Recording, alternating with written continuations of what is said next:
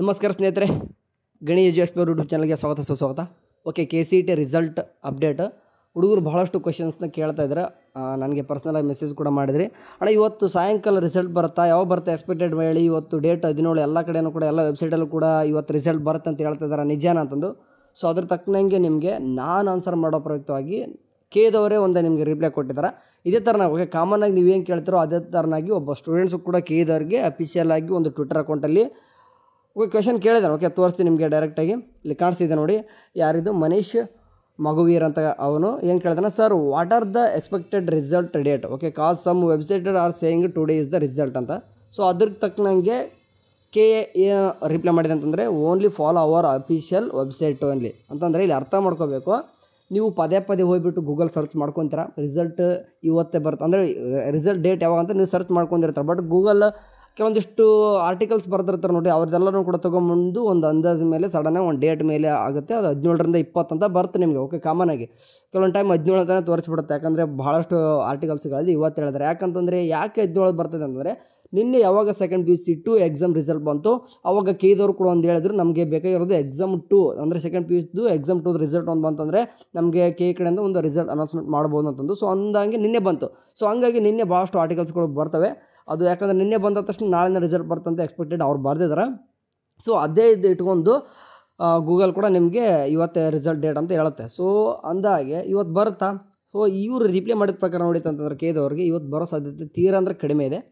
ನೀವು ಕೆಲವೊಂದಿಷ್ಟು ಹುಡುಗರು ಹೇಳ್ಬೋದು, ಬರ್ದಾರೆ ಇವತ್ತು ಸ್ಯಾಟರ್ಡೇ ಇದೆ ಸಂಡೇ ಇದೆ ಅದಕ್ಕೆ ಬರ್ತಿಲ್ಲ ಅಂತ ಅಷ್ಟೇ ಡೈರೆಕ್ಟ್ ಹೇಳಿ ಅಂತ ಅನ್ಬೋದು. ಬಟ್ ನಿಮಗೆ ಗೊತ್ತಿಲ್ಲ ಎಷ್ಟೋ ಒಂದು ವಿಷಯಗಳು ಕಡೆಯಿಂದ ನಡೆಯುವಂಥ ಕೆಲವೊಂದಿಷ್ಟು ಆ್ಯಕ್ಟಿವಿಟೀಸು ಸಂಡೇ ಕೂಡ ನಡೀತಾ ಇರ್ತದೆ. ಓಕೆ, ನಾವು ಹೋದ ಸರ್ತಿನೂ ಕೂಡ ಕೆಲವೊಂದಿಷ್ಟು ನೋಡ್ಬೋದು, ನಿಮಗೆ ಸಂಡೇನೇ ರಿಸಲ್ಟ್ ಬಂದಿದೆ. ಓಕೆ, ಕಡೆಯಿಂದ ಸಂಡೇ ಕೂಡ ನಿಮಗೆ first round second round third ರೌಂಡಲ್ಲಿ ಒಂದೊಂದು ರಿಸಲ್ಟು ಸಂಡೇನೂ ಕೂಡ ಬಂದೈತೆ. ವರಿ ಬೇಡ. ಓಕೆ, ನೀವು ಸಂಡೇ ದಿನ ಕಚೇರಿ ಬಂದಿರ್ಬೋದು, ಕೆಲವೊಂದು ಟೈಮ್ ಆ್ಯಕ್ಟಿವಿಟಿ ನಡಿಬೇಕಾದ್ರೆ ನಡೀತಿರ್ತದೆ.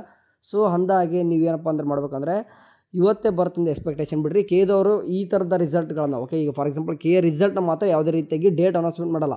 ನಿಮಗೆ ಮುಂದೆ ಮಾಕ್ ಅಲಾಟ್ಮೆಂಟ್ ಆಯಿತು, first round result, second round result ಅಥವಾ ಅದಕ್ಕೆಲ್ಲನೂ ಕೂಡ ಒಂದು ಡೇಟ್ ವೈಸ್ ಓಕೆ ಒಂದು ಕಂಪ್ಲೀಟಾಗಿ ಒಂದು ಶೆಡ್ಯೂಲ್ ಕೊಡ್ತಾರೆ. ಅದರ ಶೆಡ್ಯೂಲ್ ತಕ್ಕನಂಗೆ ಕೇದವ್ರು ನಡೆಸ್ಕೊಂಡು ಹೋಗ್ತಾರೆ. ಈ ರಿಸಲ್ಟ್ ಮಾತ್ರ ಡೇಟ್ ಅನೌನ್ಸ್ಮೆಂಟ್ ಮಾಡಲ್ಲ, ಸಡನ್ನಾಗಿ ಬಿಡ್ತಾರೆ. ಅದು ಕೂಡ ಎಲ್ಲರಿಗೂ ಗೊತ್ತಿರುವ ಹಾಗೆ ರಿಸಲ್ಟ್ ಸಡನ್ನಾಗಿ ಅನೌನ್ಸ್ಮೆಂಟ್ ಮಾಡ್ತಾರೆ.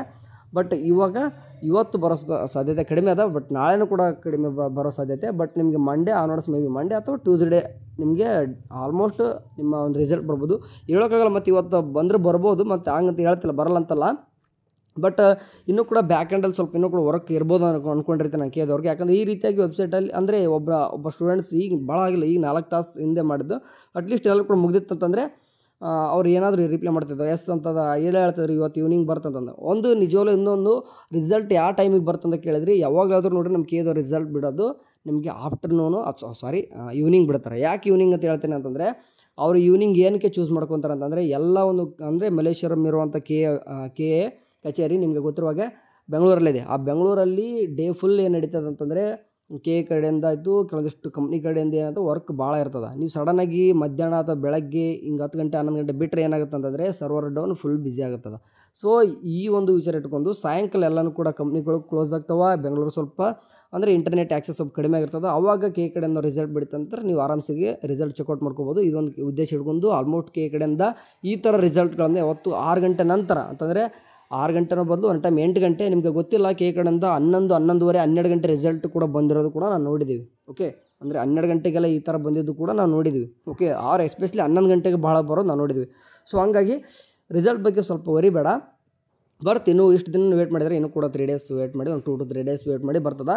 ಆ್ಯಂಡ್ ರಿಸಲ್ಟ್ ಬಂದರೂ ಕೂಡ ನಿಮಗೆ ಕೌನ್ಸ್ಲಿಂಗ್ ಹೇಳ್ತಾ ಇದ್ದೀನಿ ಪದೇ ಇವತ್ತೇ ಸ್ಟಾರ್ಟ್ ಆಗಿಬಿಡ್ತದೆ, ನಾಳೆನೇ ಸ್ಟಾರ್ಟ್ ಆಗಿಬಿಡುತ್ತೆ ಅಂತಂದು ಅದರಿಂದ ತಲೆಯಿಂದ ತಕ್ಕೋಬೇಕು. ಯಾಕಂದರೆ ಇನ್ನೂ ಕೂಡ ಮತ್ತೆ ಹೋದ ವರ್ಷ ಥರನೇ ಈ ಸರ್ತಿ ಕೂಡ ನೀಡ್ದು ಏನಾಗ್ತಿದೆ ಅಂತಂದರೆ ಮತ್ತೆ ಸ್ವಲ್ಪ ಮಧ್ಯಪ್ರದೇಶದಲ್ಲಿ ಕೋರ್ಟ್ಗೆ ಹೋಗಿದ್ದಿರ್ತಕ್ಕ ಕೆಲವೊಂದಿಷ್ಟು ಅದು ಕೂಡ ನೀಟ್ದ ರಿಸಲ್ಟ್ ಕೂಡ ಡಿಲೇ ಆಗುತ್ತೆ. ನೀಟ್ ರಿಸಲ್ಟ್ ಡಿಲೇ ಅಷ್ಟಾಗೋದಲ್ಲದೆ KCET ಕೂಡ ಡಿಲೇ ಆಗುತ್ತೆ. ಸೊ ಹಂಗಾಗಿ ಹೆಂಗಿದ್ರೂ ಕೂಡ ನಿಮ್ಮ ಕೌನ್ಸ್ಲಿಂಗು ನೆಕ್ಸ್ಟ್ ಮಂತಿಂದನೇ ಕೂಡ ಸ್ಟಾರ್ಟ್ ಆಗೋದು. ಓಕೆ, ಇವತ್ತೇ ರಿಸಲ್ಟ್ ಬರಲಿ ನಾಳೆನೇ ಬರಲಿ, ಕೌನ್ಸ್ಲಿಂಗ್ ಮಾತ್ರ ಸ್ಟಾರ್ಟ್ ಆಗೋದು ಮುಂದಿನ ತಿಂಗಳಿಂದ.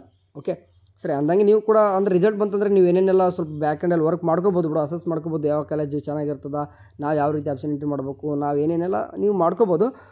ಇನ್ನೊಂದು 2 ಡೇಸ್ ವೇಟ್ ಮಾಡಿ. ಏನೋ ಒಂದು ಅಪ್ಡೇಟ್ ಬಂತಂದ್ರೆ ಕೂಡ ನಮ್ಮ ವಾಟ್ಸಪ್ ಗ್ರೂಪ್ ಇದೆ, ಅಲ್ಲಿ ಕೂಡ ಹಾಕ್ತಿರ್ತೀನಿ, ನೋಡ್ಕೋಬೋದು. ಓಕೆ ಸರಿ, thank you for watching. Next day bye.